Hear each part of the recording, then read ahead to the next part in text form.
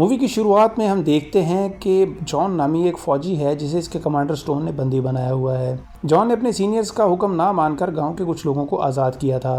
Commander stone ने John की पत्नी एमिलिया को भी वहां पर बांध रखा है ताकि वो जॉन को कहे कि इसको इन गांव वालों तक ले जाए जो कहीं छुपे हुए हैं। लेकिन जॉन कहता है कि आज़ाद होने के बाद वो लोग कहाँ गए मुझे इस बारे में कुछ भी नहीं पता। लेकिन स्टोन इसकी बात पर यकीन नहीं करता और वो जॉन के सामने ही एमिलिया को गोली मार के मार डालता है।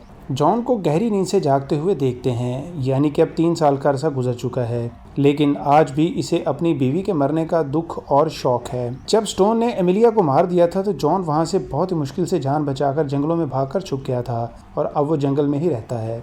फिर हम जॉन का पास देखते हैं जिसमें वो एक फौजी था और एक गांव के लोगों को ख़त्म करने के लिए इनको वहां पर भेजा गया था क्योंकि गवर्नमेंट को लगता था कि इस गांव में खतरनाक वायरस फैल चुका है और इन लोगों के ज़रिए पूरे देश में ये वायरस फैल जाएगा। लेकिन इस बात का कोई भी सबूत नहीं था कि ये लोग वायरस इन्फेक्टेड हैं या नहीं। जॉन ने इसलिए दूसरे फौजियों से चोरी काफ़ी सारे लोगों को भगाकर इनकी जान बचाई थी, लेकिन कमांडर स्टोन को ये पता चल जाता है। इसने जॉन को गद्दार डिक्लेयर कर दिया और जॉन को स्टोन के अत्याचार का कोई भी डर नहीं था क्योंकि उसने एक अच्छा काम किया था और वो बहुत ही बहादुर भी था। लेकिन स्टोन ने जॉन की बजाय इसकी पत्नी को मार डाला।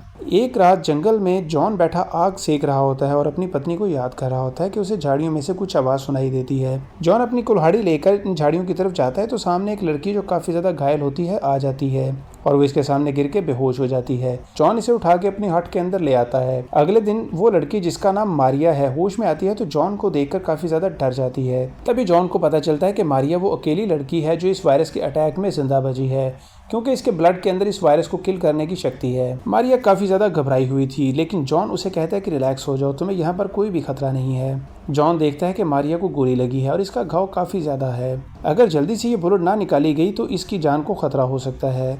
लेकिन जॉन काफ़ी कोशिश के बाद वो गोली मारिया की बॉडी से निकाल लेता है। लेकिन जैसे ही वो गोली बाहर निकालता है तो उसे पता चलता है कि ये कोई बुलेट नहीं बल्कि एक ट्रैकिंग डिवाइस है जिसकी मदद से गवर्नमेंट के लोग मारिया को लोकेट कर रहे हैं। कुछ घंटे के बाद मारिया को जब होश आता है तो अपनी सारी कहानी जॉन को बताती है कि इसके ब्लड के अंदर वायरस के खिलाफ शक्ति की वजह से कुछ लोग इसके पीछे पड़े हुए हैं और वो इनसे बचते हुए भागकर यहाँ पर पहुँच चुकी है। वो इसके ब्लड को लेकर वायरस के हवाले से कुछ गड़बड़ करने वाले हैं। अगले दिन जॉन लकड़ियाँ काट रहा होता है तो 3 फौजी आ जाते हैं और एक जख्मी लड़की के बारे में पूछते हैं, लेकिन जॉन इनको कहता है कि मैंने यहाँ पर किसी को नहीं देखा। लेकिन जब वो फौजी इसके घर की तलाशी लेने लगते हैं तो जॉन पीछे से वार करके 2 फौजियों को मार डालता है। तीसरा फौजी इसकी हट के अंदर घुस जाता है तो मारिया इसे गोली मार के वहीं पर मार डालती है। इस बार तो मारिया और जॉन बच गए, लेकिन जॉन समझ गया कि बाकी फौजी भी मारिया का पीछा करते हुए यहाँ पर जल्दी आ जाएंगे। जॉन ने उसे छुपने का कहा, लेकिन मारिया ने कहा कि वो फौजियों से लड़ने में इसकी मदद कर सकती है। जॉन मान जाता है और वो फौजियों के अगले अटैक के लिए तैयारी करते हैं क्योंकि इन्हें पता था कि जब 3 फौजी वापस नहीं जाएंगे तो इनकी ऑफिसर ग्रेनाइट को शक हो गया। वो इनको खोजने के लिए और फौजियों को जंगल में भेजती है। मारिया काफ़ी ज़्यादा डरती है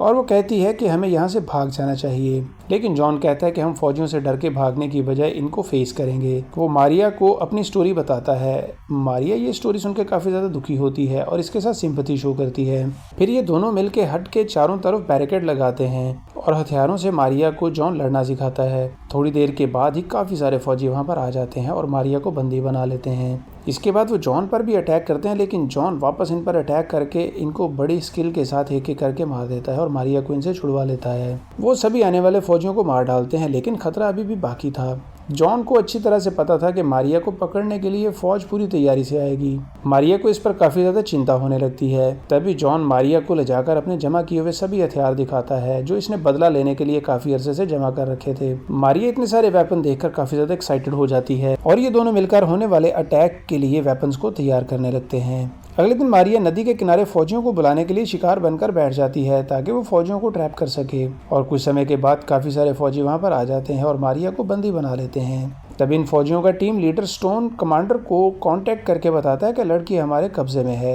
स्टोन कहता है कि इसे जल्दी से लेकर किसी सेफ प्लेस पर पहुंच जाओ क्योंकि इसको जिंदा पकड़ना बहुत ज़्यादा ज़रूरी है। लेकिन जैसे ही वो मारिया को लेकर वहां से जाने लगते हैं तो जॉन इन पर अटैक कर देता है और एक एक करके इन सभी फौजियों को मारने लग जाता है। लेकिन इन फौजियों के ख़त्म होने तक फौजियों की एक और बैकअप टीम भी वहाँ पर आ जाती है। इन सबको भी मारिया और जॉन मिलकर मार डालते हैं। लेकिन जब स्टोन को पता चलता है तो वो ग्रे नाइट को मजीद फौजी भेजने का कहता है। ग्रे नाइट की तरफ से भेजे जाने वाले फौजियों को इस बार इनकी हट के पास एक खुफिया सुरंग दिखाई देती है। ये सुरंग पहले गैस सप्लाई के लिए बनाई गई थी, जो यहाँ से सीधा इन फौजियों के हेडक्वार्टर में जाती थी। इन फौजियों के टीम लीडर ने यह खबर फौरी तौर पर स्टोन को दी। स्टोन ने सुरंग की दूसरी तरफ फौजियों का पहरा लगा दिया ताकि जॉन और मारिया अगर भागकर यहाँ से निकले तो इनके काबू आ सकें। ग्रे नाइट के काफ़ी सारे फौजी मारे जा चुके थे, इसलिए वो फैसला करती है कि बाकी बचे हुए फौजियों को लेकर वो खुद मारिया और जॉन को पकड़ने जाएगी। कमांडर स्टोन सुरंग की दूसरी जानब निगरानी करने लग जाता है। दूसरी तरफ ग्रे नाइट के सभी फौजी जल्दी ही मारिया को ढूंढकर इसे बंदी बना लेते हैं और इसे सुरंग के रास्ते अपने अड्डे पर ले जाने लगते हैं। तभी एक बहुत ही शक्तिशाली फौजी का जॉन के साथ टाकरा हो जाता है और वो जॉन को काबू कर लेता है। वो जॉन को मार मार कर बेहोश कर देता है। जब कुछ समय के बाद जॉन को होश आता है तो मारिया को बचाने के लिए सुरंग के रास्ते भागता है, लेकिन वो सुरंग के अंदर से जाने की बजाय एक उल्टी डायरेक्शन में भागता है। ये असल में एक शॉर्टकट था जो जल्दी ही इसे उस जगह पर पहुंचा देगा जहां पर फौजी मारिया को ले जा रहे थे।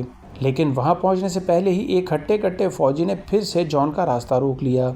इन दोनों के दरमियान काफ़ी ज़बरदस्त फाइट होती है। ये फौजी काफ़ी शक्तिशाली था, लेकिन काफ़ी मुठभेड़ के बाद जॉन ने इसे आखिर मार गिराया। लेकिन मारिया को छुड़ाने से पहले ही ग्रे नाइट ने अपने सारे फौजियों को जॉन पर हमला करके इसे मारने का हुक्म दे दिया। तभी मारिया भी इन फौजियों से भागती है और मारिया और जॉन मिलकर इन फौजियों से लड़ने लगते हैं और गोलियां चलने लगती हैं और इनके दरमियान में बहुत ही ज़बरदस्त फाइट होने लगती है।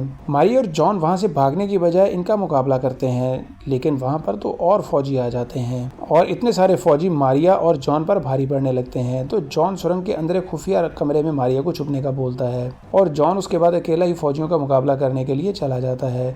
मारिया इसे कहती है कि मैं तुम्हारे साथ चलूंगी, लेकिन जॉन कहता है कि इस वक्त तुम्हारा छुपना ही बेहतर होगा, क्योंकि वो मारिया को किसी भी सूरत में इनके हाथों नहीं देना चाहता था।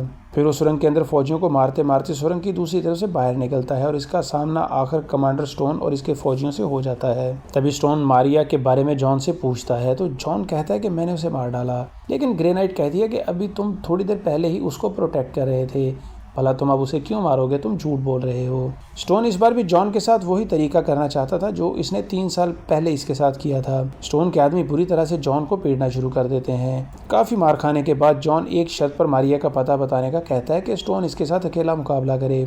स्टोन जल्दी से मान जाता है और वो फ़ौरन जॉन पर अटैक कर देता है। दोनों में बहुत ही ज़बरदस्त फाइट होती है, लेकिन जब स्टोन ये देख लेता है कि जॉन को वो हरा नहीं सकता तो वो अपनी गन निकालकर जॉन पर सीधी कर देता है और इससे मारिया का पता चुपचाप बताने को बोलता है। लेकिन जॉन इसकी गन की धमकी से नहीं डरता और वो आगे बढ़कर स्टोन को काबू करके इसकी गन से ही इसको वहीं पर मार डालता है। स्टोन के मरने के बाद ग्रे नाइट काफ़ी ज़्यादा खुश होती है, क्योंकि अब टीम की लीडर ग्रे नाइट बन चुकी थी। तभी मारिया उस सुरंग से बाहर आती है और इसके दोनों हाथों के अंदर बॉम्ब होते हैं और वो कहती है कि अगर जॉन को कुछ हो गया तो वो सबको यहीं पर मार डालेगी और वो जॉन को छोड़ने के बदले खुद को इनके हवाले करने का कहती है। ये सुनकर ग्रे नाइट फौरन ही मान जाती है, क्योंकि उसका जॉन से कोई भी लेना देना नहीं था और जॉन ने भी अपना बदला ले लिया था। ग्रे नाइट तो सिर्फ मारिया का ही पीछा कर रही थी। फिर ग्रे नाइट के फौजी मारिया को लेकर वहाँ से चलते बनते हैं और जॉन इसे जाते हुए सिर्फ देखता रहता है। उसे पता चल चुका था कि इतने सारे फौजियों के साथ वो मुकाबला नहीं कर सकता और इसके साथ ही ये मूवी यहाँ पर एंड हो जाती है।